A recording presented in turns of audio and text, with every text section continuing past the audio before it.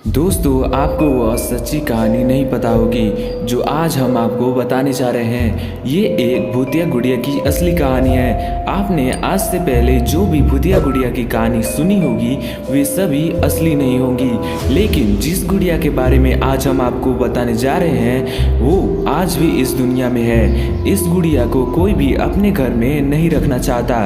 इसकी वजह जानकर लोगों की रूह कांप उठती है। संभव है कि आपने किसी हॉलीवुड हॉरर फिल्म में भी इसके बारे में देखा सुना होगा। कहा जाता है कि इसकी असली कहानी कुछ और है। दरअसल इस गुड़िया को भूतिया इसलिए कहा जाता है क्योंकि माना जाता है कि ये गुड़िया जीवित है। फिल्म एनाबेल क्रिएशन में इसके बारे में जो दिखाया गया है वो इस गुड़िया की सच्ची कहानी से अलग है। अमेरिकन राइटर जॉनी ग्रुएल ने सबसे पहले अपनी एक रचना में इसका जिक्र किया था, लेकिन सच ये है कि बेहद रहस्यमय ढंग से ये डॉल उनकी जिंदगी में आई थी। इसके बारे में जानकर आपको बेहद ताज्जुब होगा। दरअसल बात उस वक्त की है जब लेखक जॉनी ग्रुएल बच्चों के लिए एक किताब की श्रृंखला की रचना कर रहे थे। उन्होंने रेस्टी ऑन सीरीज नामक एक किताब के साथ एनाबेल डॉल को मार्केट में लॉन्च किया। उनकी यह किताब लोगों के लिए बेहद रोचक विषय थी। डॉल के पीछे छुपी अनोखी कहानी ने लोगों को इससे जानने के लिए मजबूर कर दिया। बात उस वक्त की है जब जॉनी ग्रुएल को अपने घर के बैकयार्ड में यह डॉल मिली थी। जब उनकी बेटी मार्सेला पैदा हुई तो उसी डॉल से वो हर वक्त खेलती रहती थी। जॉनी ने अपनी बेटी को डॉल के साथ खेलते हुए देखा तो उन्हें रेस्डी ऑन स्टोरीज लिखने का आइडिया आया। पर दुख की बात यह थी कि 13 साल की उम्र में ही मार्सेला की मौत हो गई। उसकी मौत का कारण संक्रमित टीका बताया गया। मार्सेला की मौत के बाद जब रेस्डी ऑन स्टोरीज को मार्केट में लाया गया तब उस डॉल का मॉडल भी बुक के कवर पेज पर छापा गया। ये मार्सेला को श्रद्धांजलि देने के कारण ही लॉन्च किया गया था। पर हैरानी की बात ये थी कि मार्सेला की मौत के बाद असली एनाबेल डॉल जिससे मार्सेला खेला करती थी वो अचानक घर से कहीं गायब हो गई।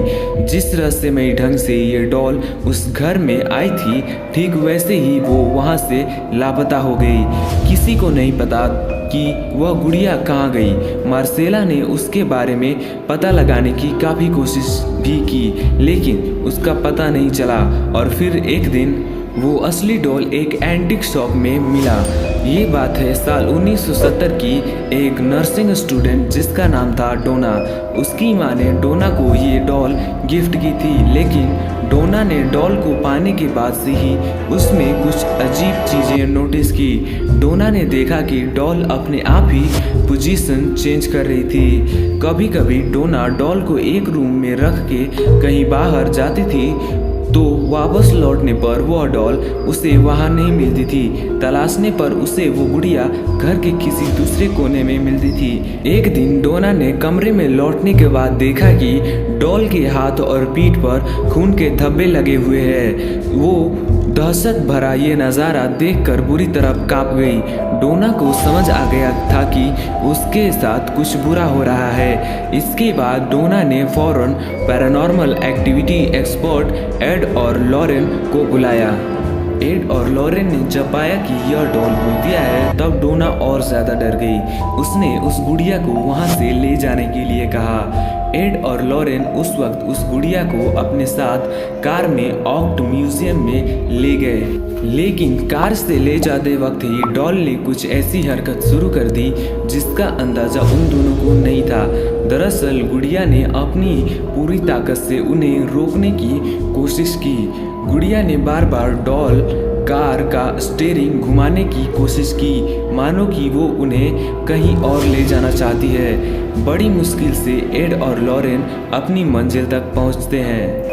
एड और लॉरेन उस शापित भूतिया डॉल को अपने म्यूजियम में मंत्र से एक कांच के बक्से में बंद करके रख देते हैं। माना जाता है कि आज भी उसकी भूतिया ताकत एक्टिव है। इसी कारण से उसके पास किसी को जाने नहीं दिया जाता। Thanks for watching.